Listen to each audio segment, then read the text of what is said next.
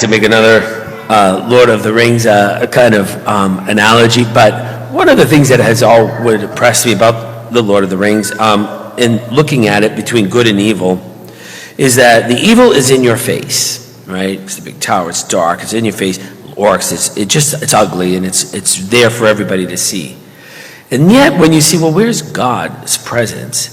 God is present in the fellowship and in the coincidences that happen that allow the good to continue to thrive in the midst of this.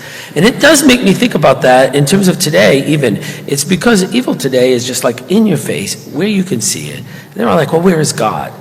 Right? And the answers are not satisfying because we want good to be as in your face maybe as evil is. But if you think about the church, whenever everybody talks about the church, if they're running away from the church or they've left the church, it's always about the evil that's large and in your face.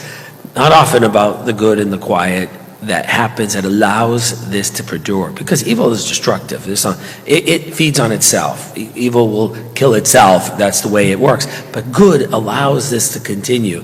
And so when they're asking the Pharisees, look, where is the kingdom of God?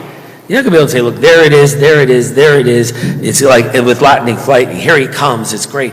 It's going to be in the subtle. Jesus calls it like the leaven in the bread. You can't find it, but yet you know it's there because of its effects in the bread, as its effects in it's just like in salt. Oftentimes you don't see it in the food, but unless you're eating McDonald's French fries, and then you can feel it and taste it.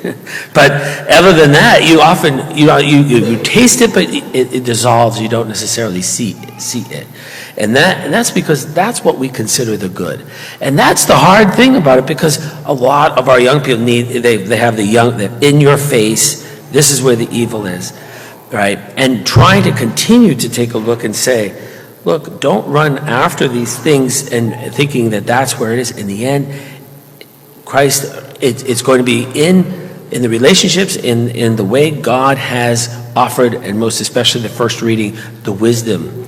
And I love the book of wisdom. I didn't know about it until I was in seminary, to be honest with you, because we're Catholic.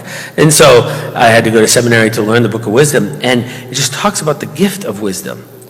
And you know that you're near God when things seem right just because they're right.